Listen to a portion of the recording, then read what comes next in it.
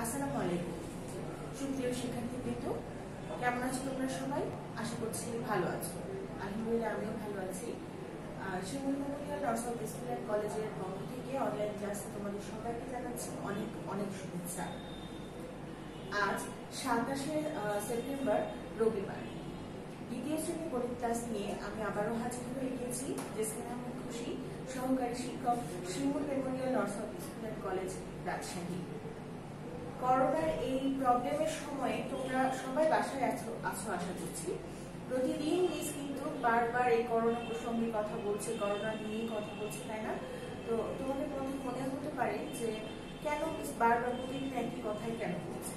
তোমরা যেন ভুলে না যাও, হ্যাঁ, বারবার চর্চার মধ্যে যেন থাকো, অভ্যাসে পরিণত যেন হয়, এই জন্যই করোনা বিষয়ে প্রত্যেকটা দিন আমরা কথা বলি। প্রত্যেকটা বিষয়ের শিক্ষক কিন্তু এই বিষয়টাকে বারবার সামনে আনছে।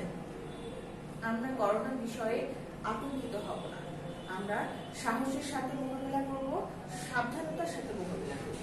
আমরা সচেতন, আমরা এই সচেতনতা দিয়েই আমরা এই সমস্যার মোকাবেলাটা করব। বারবার হাত ধুবো, 20 সেকেন্ড ধরে হাত ধুবো, ঠিক আছে? বাইরে অপ্রয়োজনে যাব না, আর নাকে মুখে চোখে হাত দিব না।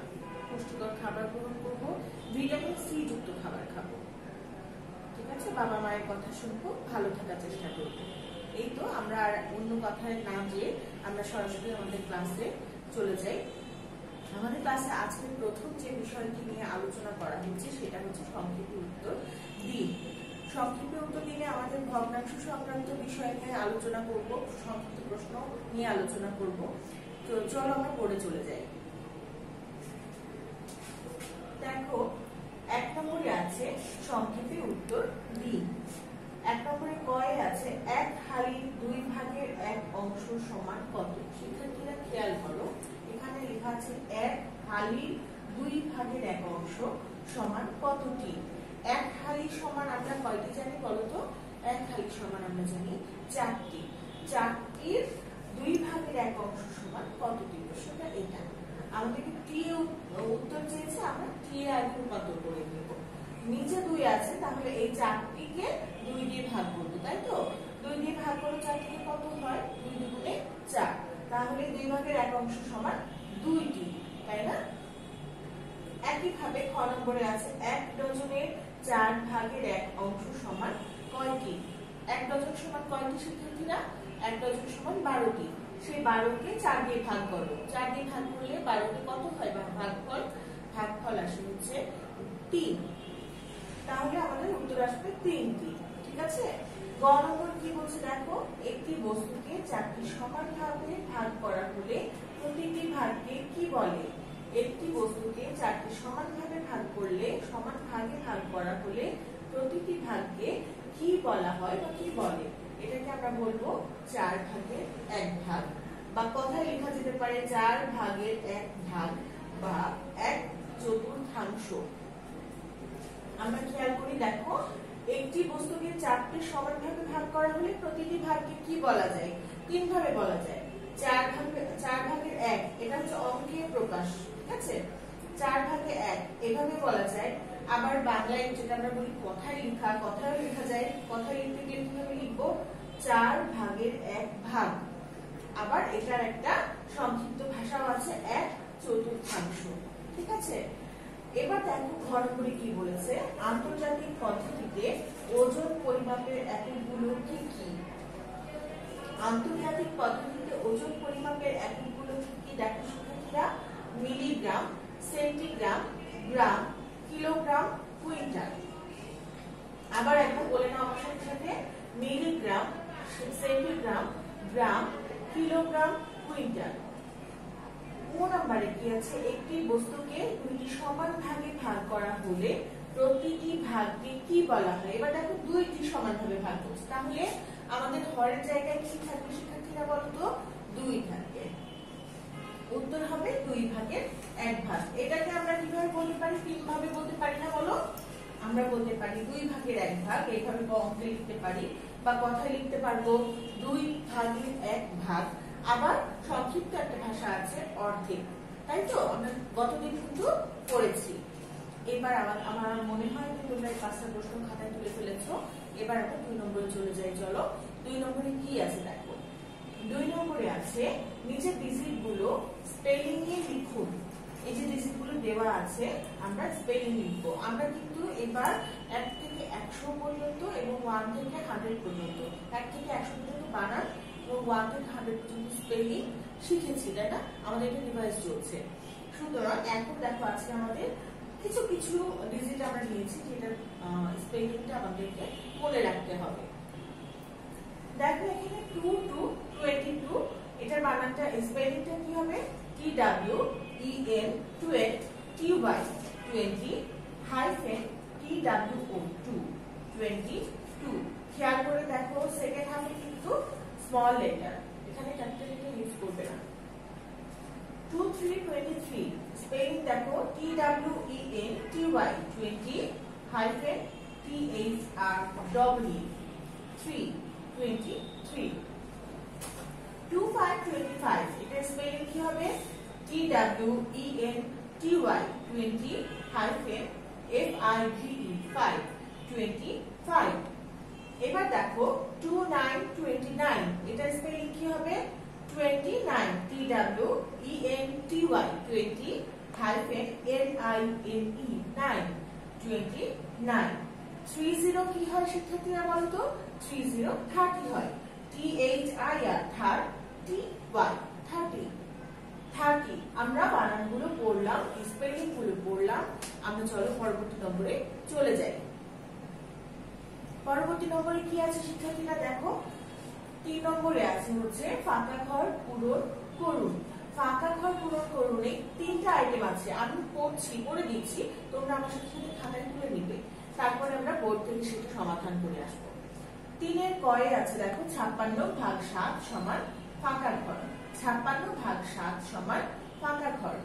খ নম্বরে আছে 53 যোগ ফাঁকা ঘর সমান 82।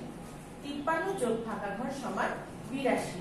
গ নম্বরে আছে 48 গুণ 3 সমান ফাঁকা ঘর। এই 3টা ফাঁকা ঘর আমরা আশা করছি তোমাদের খাতায় তোলা শেষ হয়েছে। চলো আমরা বোর্ড থেকে সমাধানটা করে আসি। খেয়াল করে দেখো শিক্ষার্থীরা ক নম্বরে কি আছে? 56 ভাগ 7 সমান ফাঁকা ঘর। এটা ভাগের অঙ্ক। এখানে বলো তো কোন সংখ্যাকে ভাগ করতে হবে? 56কে ভাগ করতে হবে। কত দিয়ে ভাগ করতে হবে? 7 দিয়ে ভাগ করতে হবে। তাহলে আমরা নামটা কিসের করব? 7 ঘরের নামটা করব। 7 ঘরের নামটা পড়ো। 7 1 7, 7 2 14, 3 7 21, 4 7 28, 5 7 35, 6 7 42, 7 7 49, 7 8 56। তাহলে আমাদের কত দূর যে 56 পেলাম? 8 ঘর যে 56 পেলাম। আমরা এখানে অবশ্যই রাফটা এভাবে দেখাবো। ভাগফল কত পেয়েছে? 8 পেয়েছে, সেটা ফাঁকা ঘরে বসিয়ে দিব 8। এবার দেখো শিক্ষার্থীরা খ নম্বরে কি বলছে। খ নম্বরে বলছে 53 যোগ ফাঁকা ঘর সমান 82। 53 যোগ ফাঁকা ঘর সমান 82। আমাদের যোগের অঙ্কে যোগফল দেওয়া আছে আর একটা সংখ্যা দেওয়া আছে। যোগফল দেওয়া থাকলে আর একটা সংখ্যা দেওয়া থাকলে অপর সংখ্যাটি বের করতে গেলে কি করতে হবে শিক্ষার্থীরা? যোগফল থেকে যে সংখ্যাটা দেওয়া আছে ওটা বাদ দিতে হবে। অর্থাৎ 82 থেকে 53 কি করতে হবে? বিয়োগ করতে হবে। 82 আর 53 বিয়োগ করতে হবে। আচ্ছা 82 এককের ঘরে 2 আছে, যেটা ছোট কার থেকে? 53 এককের ঘরে 3। 2 এর চাইতে 3 কি ছোট না বড়? 2 এর চাইতে 3 বড়। সুতরাং 2 কে আমরা কি 2 থেকে বাদ দিতে পারবো? পারবো না। 2 কে কত ধরতে হবে আমাদেরকে? 2 কে 12 ধরতে হবে। 12 থেকে 3 বাদ দিয়ে দাও। এবার 3 থেকে 3 এর পর থেকে কোনো 4 5 6 7 8 9 10 11 12। তাহলে বিয়োগফল কত পাচ্ছ শিক্ষার্থীরা? 9। 12 যে ধরেছো 1 ফেরত দিয়ে দাও 5 এর কাছে, 6 হয়ে গেল। 8 থেকে 6 বাদ দিলে হয় 2। তাহলে আমাদের উত্তরটা কত আসলো শিক্ষার্থীরা? দেখো 29 এসছে। ফাঁকা ঘরে বসবে 29। ঠিক আছে। এবার দেখো গ নম্বরে বলেছে 48 গুণ 3 সমান ফাঁকা ঘর। 48 কে 3 দিয়ে গুণ করতে হবে, গুণফলটা এখানে বসাতে হবে। তাহলে 48 কে আমরা 3 দিয়ে গুণ করি। 3 8 কত শিক্ষার্থীরা বলো? 3 8 24। 24 এর কত বসবে? 3 8 24 এর 4 বসবে। হাতে থাকে 2। 3 4 12 আর 2 হয় 14। তাহলে আমাদের উত্তর কত আসছে? 144। 144। আশা করছি এই ফাঁকা ঘর তিনটা তোমার সম্পূর্ণ হয়েছে। চলো আমরা পরবর্তী স্লাইডে চলে যাই। এবারে আমাদের পরবর্তী নম্বর কি আছে? 4 নম্বর। 4 নম্বরে কি আছে শিক্ষার্থীরা দেখো, নিচের সংখ্যাগুলো রোমান রূপে লিখুন। নিচের সংখ্যাগুলো রোমান রূপে লিখুন। কত থেকে কত পর্যন্ত দেওয়া আছে? 76 থেকে আজকে আছে 80 পর্যন্ত।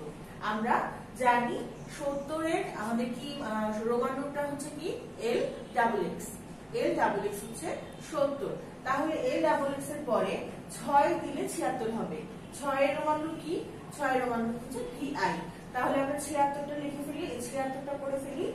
এল ডাবল এক্স ভিআই 76। আবার বলি 76 L double X V I 76। L double X V I 76। এবার আছে 77। 77 মানে হচ্ছে 70 এর সাথে 7। 70 এর সাথে 7 এল double X V double I. আবার বলি L double X V double I 77। L double X V double I 77। এবার 78। 78 কি হবে? 70 এর পরে 8 হবে, তাই তো? 70 কি হবে? এল ডাবল এক্স তারপরে 8 ভি ট্রিপল আই। আবার বলি L double X V triple I 78। আবার বলছি L double X V triple I 78। এবার দেখো 79। 79 L double X I X মানে 70 এর সাথে 9 অ্যাড হলো। আবার দেখো L double X I X 79 L double X I X. Okay, এবার দেখো 80। 80 তে কি হচ্ছে? 50 এর সাথে 3টা 10 দিলেই হয়ে যাবে, খুব সহজ। এল ট্রিপল এক্স। এল ট্রিপল এক্স 80। আবার দেখো এল ট্রিপল এক্স 80।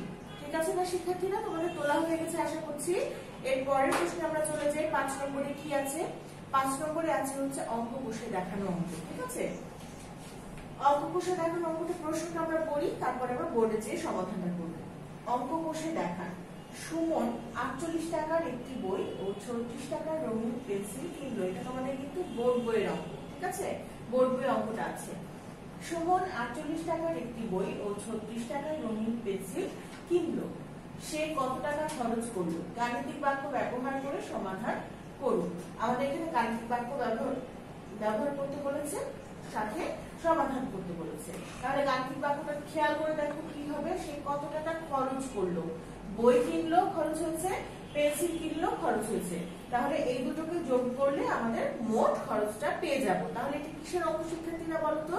এটা হচ্ছে যোগের অঙ্ক। তাহলে ফাঁকা ঘরটা গাণিতিক বাক্যটা কি হবে? 48 যোগ 36 সমান সমানটা আমরা যেহেতু জানি না, কাজে সেটা প্রকাশ করবো কি দিয়ে? ফাঁকা ঘর দিয়ে। 48 যোগ 36 সমান ফাঁকা ঘর। এখানে আমরা সমাধানটা করেছি শিক্ষার্থীরা। চলো আমরা বোর্ড থেকে পড়ে আসি।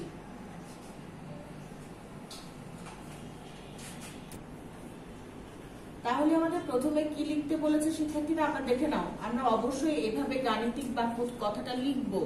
গাণিতিক বাক্য যেহেতু আমাদের চেয়েছে, স্পষ্ট করে প্রশ্নে বলেছে গাণিতিক বাক্য ব্যবহার করে সমাধান করুন, অর্থাৎ আমাদেরকে গাণিতিক বাক্যটা আলাদা করে লিখতে হবে। আর এইটা তোমাদেরকে বারবার বলা হচ্ছে যে গণিতে যখন অঙ্ক করতে গেলে, অঙ্ক কষে দেখানোর ক্ষেত্রে গাণিতিক বাক্যটা ব্যবহার করতে বলা হয় যখন, তখন এটার জন্য আলাদা করে নম্বর কিন্তু বরাদ্দ থাকে। যদি আমাদের অঙ্কের মান 5 হয় তাহলে 1 নম্বর এই গাণিতিক বাক্যের মধ্যে যায়। সেটা যে আমি এটা একটা জাস্ট উদাহরণ দিলাম যে 5 নম্বরের অঙ্ক, গাণিতিক বাক্যের জন্য আমাদের নম্বর আলাদা করে বরাদ্দ থাকে। আচ্ছা, এই অঙ্কটার ক্ষেত্রে আমাদের গাণিতিক বাক্যটা কি হবে শিক্ষার্থীরা? বলো আমার সাথে সাথে। 48 টাকার কি কিনেছিল? বই কিনেছিল। আর 36 টাকার কিনেছিল হচ্ছে রং পেন্সিল বা রঙিন পেন্সিল। এবার বলেছে মোট কত খরচ হয়েছে, তার মানে মোটটা আমরা জানি না, অর্থাৎ এখানে সমান সমানের পরে হবে ফাঁকা ঘর। এবার চলো আমরা সমাধানটা করে ফেলি। সমাধান। কিনেছে, সুমন কি কিনেছে? একটি প্রথমে বই কিনলো, একটি বই কিনলো কত টাকা দিয়ে? 48 টাকা দিয়ে। 48 টাকা টাকায়, হ্যাঁ। আচ্ছা, আর রঙিন পেন্সিল কিনলো কত দিয়ে? লিখি রঙিন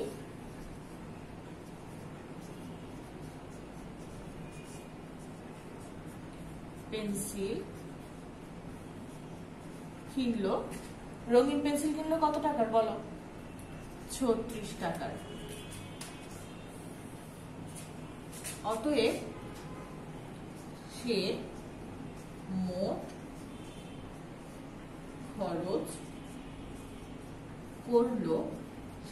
খরচ করলো, কি হবে? যোগ করো 8 আর 6, 6 পর থেকে 8 পর্যন্ত কোনো 7, 8, 9, 10, 11, 12, 13, 14। 14 কত বসবে শিক্ষার্থীরা বলো তো? 4 বসবে। হাতে কত থাকবে? 1 থাকবে। 4 আর 3 যোগ করলে কত হয়? 5, 6, 7। 7 আর হাতের 1-এ 8 হলো। কত হলো? 84 টাকা। আমরা আলাদা করে অবশ্যই লিখবো 84 টাকা। শিক্ষার্থীরা উত্তর লেখার অভ্যাস করো।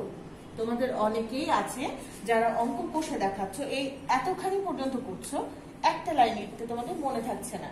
আমরা এটা অবশ্যই লেখার চেষ্টা করব, লেখার অভ্যাস করব। ঠিক আছে শিক্ষার্থীরা, চলো আমরা পরবর্তী স্লাইডে চলে যাই। এবার আছে দেখো শিক্ষার্থীরা 6 নম্বরে আছে 18 এর ঘরের গুণের নামটা লিখুন। 18 এর ঘরের গুণের নামটা আমরা কিন্তু 20 পর্যন্ত নামটা শিখবো, আজকে 18 ঘরের গুণের নামটা শিখছি। চলো আমরা আমার সাথে পড়ে ফেলো। 18 1 18, 18 2 36, 18 3 54, 18 4 72, 18 5 90, 18 6 108, 18 7 126, 18 8 184, 18 9 162, 18 10 180। শিক্ষার্থীরা আমি আবারও বলছি, আমার সাথে সাথে তোমরা পড়ো, সাথে সাথে লিখে ফেলো। 18 1 18, 18 2 36, 18 3 54, 18 4 72, 18 5 90, 18 6 108, 18 7 126, 18 8 184, 18 9 162। আরেকবার আমরা বলে ফেলি সবাই মিলে। 18 1 18, 18 2 36, 18 3 54, 18 4 72, 18 5 90, 18 6 108, 18 7 126, 18 8 144, 18 9 162, 18 10 180। আশা করছি শিক্ষার্থীরা তোমরা পড়ার সাথে সাথে এখানে উঠিয়ে ফেলেছো। চলো আমরা পরবর্তী স্লাইডে চলে যাই। কি আছে আমাদের পরবর্তী স্লাইডে? আমাদের আজকে যে ক্লাসটা হলো, আজকে এই পড়ার উপর ডিপেন্ড করে নেক্সট দিন আছে ফিডব্যাক 7। আজকে পড়াটা বাসায় ভালোভাবে চর্চা করবে, তারপর ফিডব্যাকের শীটটা কমপ্লিট করে ফেলবে। আজকের ক্লাসটা ধৈর্য ধরে করার জন্য অনেক ধন্যবাদ। আগামী ক্লাস দেখার আমন্ত্রণ জানিয়ে আজকে এখানে শেষ করছি। আল্লাহ হাফেজ, আসসালামু আলাইকুম।